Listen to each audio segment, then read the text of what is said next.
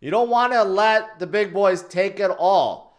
Just to put things in perspective, Bitcoin has now surpassed, well, it did for a little bit, and now it came back down. No, Meta just went up. But Bitcoin did surpass Meta briefly, and is closing in at the market cap of silver.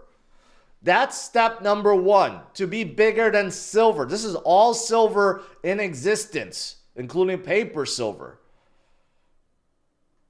And then after that, we're going to be breaking all these big tech companies and eventually end up where gold is.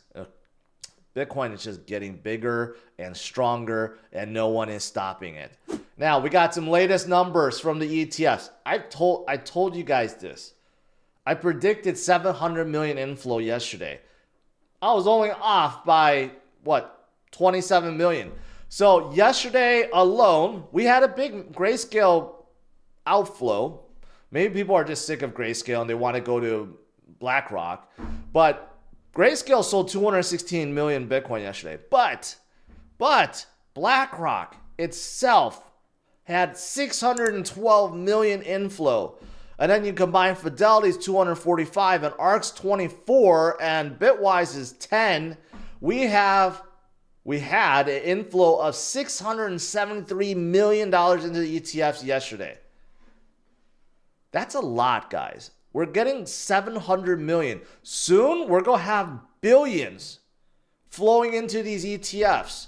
And you tell me who's going to offset these, right? Like, I can't think of it. There's no entity on the planet that has so many Bitcoins that can offset the buying of the ETFs, other than like Satoshi himself.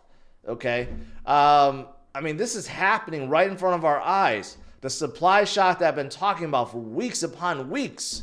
We're seeing the effect. This is why we're moving so quickly. If anyone's telling you we're moving according to plan, it has nothing to do with ETFs, they don't know what the hell they're talking about. You can't discount 600 million being bought per day. 700 million, excuse me. And probably today, if we have another good day, maybe it's going to be 800 million. And Coinbase Reserves hit a 2015 low. Do you see what's happening here? Look at this. Look at this. The supply just keeps on going down and down and down and down. I told you guys one day, these ETFs will go to Coinbase and say, hey, we need $500 million worth of Bitcoin. And Coinbase will go like, excuse me, we don't have that to sell you. Coinbase is not stupid. They need to keep some reserves for the retail people, right? They have a lot for OTC, but they have a lot for retail. And the worst thing will be if they run out. And then the Coinbase premium skyrockets. I've seen that before. I've seen where if you try to buy Bitcoin on Coinbase, it's thousands more than anywhere else because they actually literally ran out of Bitcoin. Okay? I don't think they want to be in that position. But if these guys keep on buying, that's what's going to happen. Supply and demand. Demand is sky high. Supply is diminishing. And you know what? Everyone is starting to pay attention. I think a lot of you guys know. Willy Woo says his banker of 33 years in management wasn't bullish until ETFs. You know what's funny? Yesterday, I was talking to a banker myself. And guess what the first thing he said? Bitcoin. He asked me about Bitcoin because he said I inspired him and now he bought Bitcoin ETFs. You know, when you get random people out of the blue that tell you that they bought Bitcoin, well, it's a little scary. That's like a top indicator, but it's also an indicator of FOMO, right? Where were these people when Bitcoin was at $20,000 or $15,000 or even $30,000? You didn't hear about them. You hear about them after Bitcoin breaks $60,000. That's how human psychology is, right? They missed out on triple already, 2x at least, 3x. Plenty of time. We had plenty of time to buy Bitcoin, but most people did not because they're fearful. They buy when things are sky high, right? But that's okay because 63,000 Bitcoin isn't the top. It's nowhere near the top. Okay, we will go much higher. FOMO is definitely real. And you know who else is FOMOing? Jeff Bezos. So Jeff Bezos trying to have some fun. He left Amazon. He started selling a lot of stock. Oh, my thumbnail and my title said 9.5 billion. It's 8.5 billion. But he recently sold $8.5 billion. And people are wondering, why does he need $8.5 billion? He already has billions that he sold before, right? Now, rumors are, since he just got married, right? He's enjoying his new gigantic yacht, like the biggest yacht on the planet. I don't know how much it costs. It looks like 1.3 billion or something like that. But you got all these spies, of course, paparazzi that's filming them. And guess who they spotted on that massive yacht? None other than MicroStrategy's Michael Saylor that's hanging out over there.